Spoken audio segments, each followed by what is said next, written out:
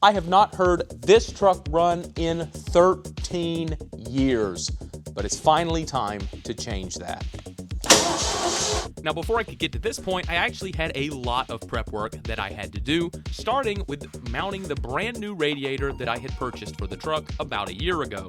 And, as usual, this cheap Chinese radiator was not even close to a proper fit. I had to spend quite a bit of time making some new mounts to adapt this radiator to the truck that it was supposed to fit in the first place. And I wish I could tell you that I've learned my lesson this time, but yeah, I'm definitely gonna do this again. So I think I'm gonna try really quick to get this oil changed tonight. I'm gonna go ahead and get to it because I'm running out of time and I wanna get this done before I call it quits. Look at this guy, what an idiot. The worst thing you can possibly do is try to do something like this quick and simple at the end of the day, because it always ends in disaster. And sure, it started out okay, I was making good progress, but it didn't take long for me to realize that this was a mistake.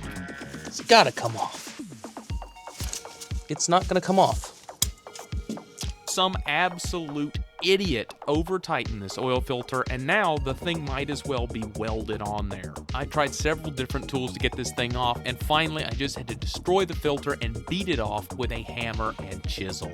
And the worst part is, I can't even blame this level of stupidity on anybody but myself. I put this oil filter on here probably 15 years ago.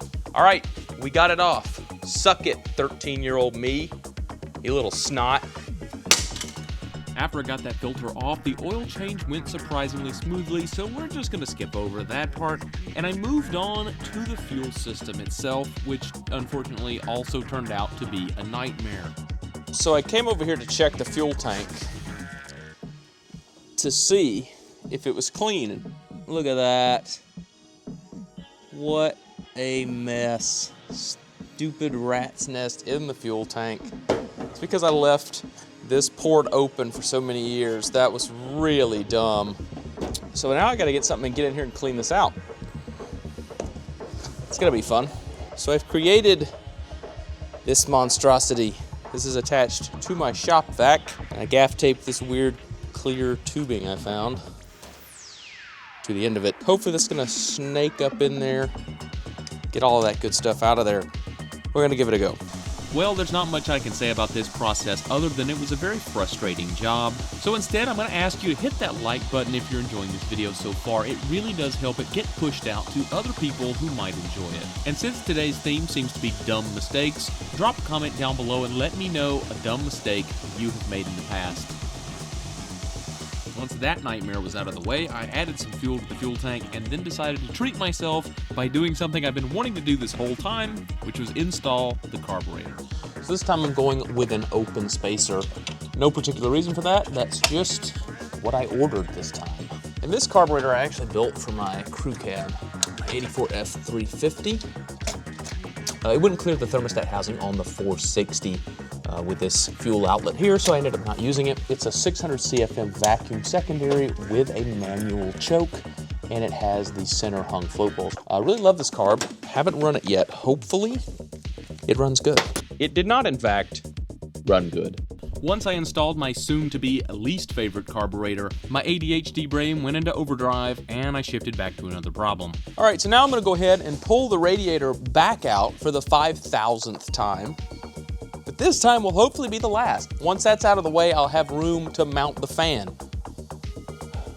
Hold on, I'm just gonna procrastinate here for a few minutes. Fun fact about this particular mechanical fan, this is actually the original fan to this truck. It came on the front of the 6-cylinder that I pulled out of this thing over 15 years ago. And I wish I could tell you that I planned this and saved this for this reason, but in reality I'm just a pack rat and I never throw anything out. While I button up a few things on the truck here, I want to say we hit 800 subscribers this week. Thank you so much for all of the support, and consider sticking around because there's more on the way. Now let's get back to it and drop in the battery. There.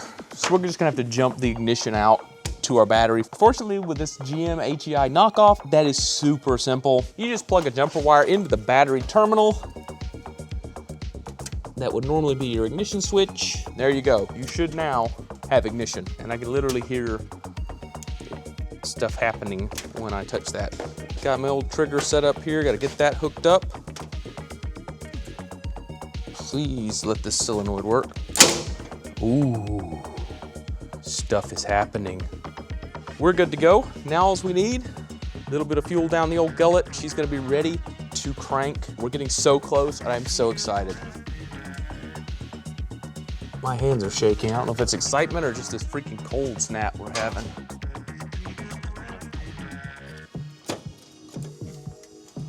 Here we go. Well,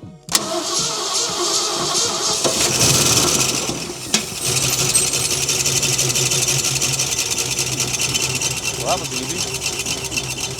It's running kind of rough. You remember earlier when I said the carburetor did not run good? Yeah, things kind of got off the rails a little bit here. Prepare to be dazzled by my diagnostic genius.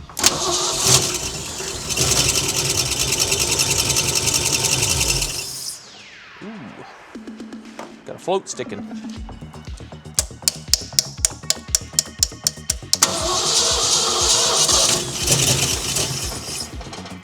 Okay, whatever, try it again. Maybe it didn't work the first time. Now this is just embarrassing. That float is just stuck. Thank you, Captain Obvious.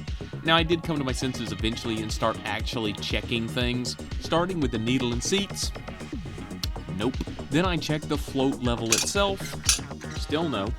By this time, the battery had died, so I swapped it out for another one. This battery's dead too, son of a biscuit. That was the straw that broke the camel's back, and I just put down the tools and walked away for the night. And it was a good thing I did, because when I came back the next day, I had come up with an idea that, frankly, I should have had way sooner. Can't pour out the secondaries if there are no secondaries. My genius is sometimes delayed, but it's always genius. Crank, you turd.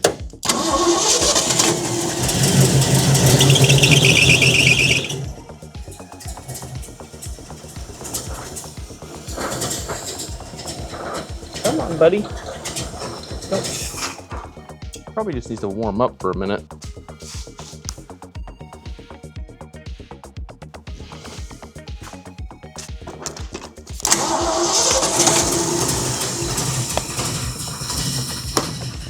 It's running like doo-doo, but it's running.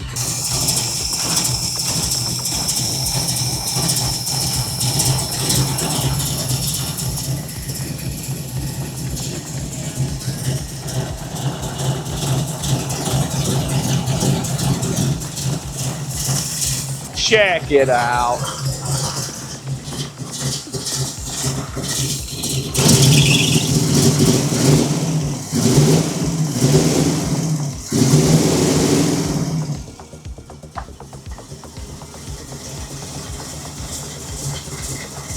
It's nowhere near as loud as I remembered it being.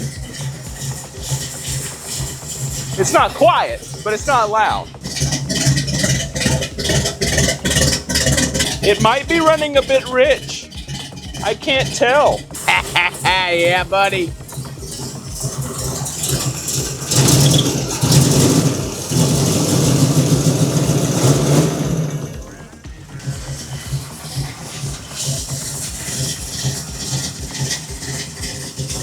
So I'm gonna go ahead and shut it off because it's running really rich. This carburetor is not happy at all. Somebody did something wrong when they put it together. Haven't heard that sound in a very long time, and I'm really excited. Okay, I cannot tell you how happy I am to hear this thing running after all these years. I am super pleased. I'm not so pleased with my carburetor building skills and my supposed favorite carburetor, just because it's so cool. Kinda sucks. She runs for the first time in 12 years. It seemed like this truck fought me every step of the way, and everything that could go wrong went wrong. But when the smoke cleared, literally, it only served to make this moment that much better. I hope you enjoyed it half as much as I did, and if you did, hit that thumbs up button because it really does help, and consider sticking around for more content like this coming up. Thanks for watching, and I'll see you next time. Yeah, buddy.